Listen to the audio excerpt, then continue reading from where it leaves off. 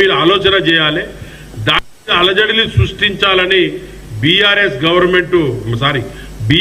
Party వాళ్ళు ఎక్కిస్తున్నారు. అక్కడ ఉన్న వాళ్ళకు చిన్న నాయకులకు డబ్బులు ఇచ్చో ఏదో మీరు నమ్మకండి. ఇంతకు ముందు కూడా ఎస్సీ వాళ్లకు ముఖ్యమంత్రి చేస్తారన్న ఇదే ముఖ్యమంత్రి కదా. మరి 12% రిజర్వేషను అన్ని కూడా గ్రామాలు తండాల గ్రామ పంచాయతీలు చేసిన తర్వాత కాగితంలో అది ఇంతవరకు ఏ గ్రామ పంచాయతీని డెవలప్ చేశారు కేసీఆర్ గారు? ఈయన అంటాడు ఉద్యమకారుడు మా నాన్న అంటాడు కేటీఆర్ గారు. ఆయన స్పీకర్గా ఉన్నప్పుడు మేమే పోయి రోజు కలిసేవాళ్ళం. డిప్యూటీ స్పీకర్గా ఉన్నప్పుడు పార్లమెంట్లో మేము ఎంపీ అయిన తర్వాత పార్లమెంట్లో బిల్లు పెట్టిన రోజు అతను లేడు. అప్పుడు కేటీఆర్ ఎక్కడ ఉన్నాడని నేను అడుగుతున్నా. వాళ్ళ నాన్న డిప్యూటీ స్పీకర్ ఉన్నప్పుడు నేను బెల్లయ్య నాయకు మేమందరం చాలా మంది మా లంబాడీస్ నాయకులం కలిసి వెళ్ళి కూర్చొని ఎన్నో గంటలు మేము డిస్కషన్ చేసేవాళ్ళం. మేము కూడా 4 సార్లు ఎంపీ పోటీ చేసినాం, 2 సార్లు గెలిచినాం, రాజ్యసభ కూడా పోటీ చేసినాం, ఎమ్మెల్యేలకు కూడా పోటీ చేసినాం. మరి కేటీఆర్ ఎంతవరకు మరి ఏం చేసిండో మాకు తెలియదు. ఎంత ఆయనకే ఉన్నది అనుభవం అనుకుంటాడు. ఎందుకంటే ఎకనామికల్గా రాష్ట్రాన్ని మొత్తం అప్పుల పాలు చేసి ఇవాళ అన్ని అప్పులు చేసి దేశమంతా అప్పులు చేసి దానికి మేము కడుతున్నాం, ఇంట్రెస్ట్ మేము కడుతున్నాం. మన రుణమాఫీ మేము చేసినాం, మేము బస్సులు ఫ్రీ ఇస్తున్నాం, కరెంట్ ఫ్రీ ఇస్తున్నాం, ఇంకేం కావాలంటే ఫ్రీ పెన్షన్ ఇస్తున్నాం.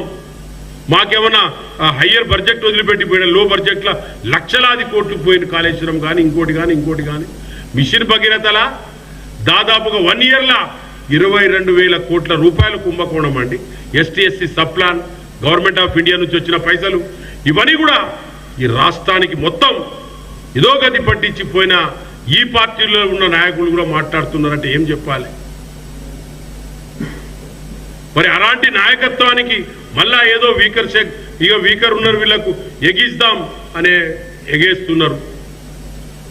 ధర్మంగా మాట్లాడదాం, అధర్మం వద్దు. ధర్మంగా ఏం చేసిండ్రు మీరు 10 సంవత్సరాలు?